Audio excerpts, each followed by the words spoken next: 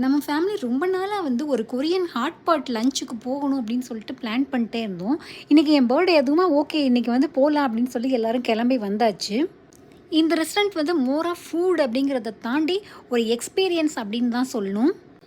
நமக்கு வந்து டேபிள் குடுத்துட்டாங்க. அண்ட் வந்து மெனு கார்டு வந்தோனே பார்த்தோம் அப்படின்னா வந்து நமக்கு எப்படி ஆர்டர் பண்ணுறது அப்படிங்கிறது வந்துட்டு தெரியல. அப்படிங்கிறதுனால அவங்கக்கிட்டே வந்து கேட்டோம்.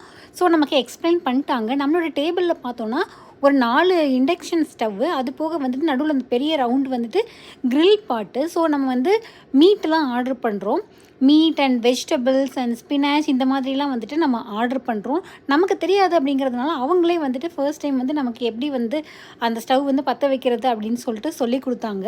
அண்ட் வந்து ஆர்டர் பண்ணுறதுக்கு வந்து நமக்கு வந்து ஒரு ஐபேட் கொடுத்துட்டாங்க. ஸோ வந்து அதில் வந்து நிறைய ஆப்ஷன்ஸ் இருந்தது. ஃபஸ்ட்டு வந்து நமக்கு என்ன சாஸ் வேணும், அதுக்கப்புறம் என்னெல்லாம் மீட் வேணும், க்ரில் பண்ணுறதுக்கு என்ன மீட் வேணும், சாஸ்குள்ளே போடுறதுக்கு என்ன மீட் வேணும் அப்படிங்கிறத நம்ம ஆர்டர் பண்ணிட்டோன்னா நம்ம டேபிளுக்கு கொண்டு வந்துடுவாங்க. அது போக வந்து ஸ்நாக்ஸ் ஸ்டேஷன் இது.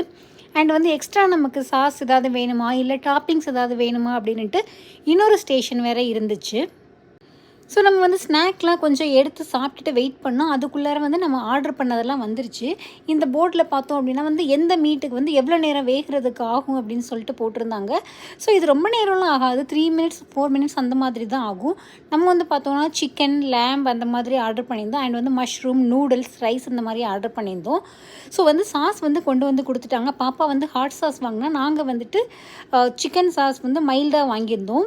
ஸோ பாப்பா வந்து மஷ்ரூம் அதெல்லாம் வாங்கியதுனால அவங்க எடுத்து உள்ளே போட்டுட்டு இருந்தா. நானும் வந்து ராஜு என்ன பண்ணோம் அப்படின்னா வந்து எங்களுக்கு வாங்கின ரைஸ் அண்ட் வந்து நூடுல்ஸ், அது போக வந்துட்டு மீட்லாம் எடுத்து நிறைய மீட்லாம் வந்து உள்ளே போட்டோம். ஸோ டக்குன்னு ஒரு 5 மினிட்ஸ் தான் ஆச்சு. டக்குன்னு கொதிய ஆரம்பிச்சிச்சு. அதுக்கப்புறமா வந்து நம்மளோட க்ரில் பண்ண வேண்டிய மீட்டையும் வந்துட்டு இதில் வச்சோம். சூப்பராக வந்து ஒரு சூடாயிடுச்சு. நம்ம ஆர்டர் பண்ணுறதுக்கு முன்னாடியே வந்து ஆன் பண்ணதுனால வந்து சூப்பராக சூடாயிருந்தது. ஸோ போட்டு வந்து ஒரு 3 மினிட்ஸில் பார்த்தோம் அப்படின்னா எல்லாமே சூப்பராக ரெடி ஆயிடுச்சு.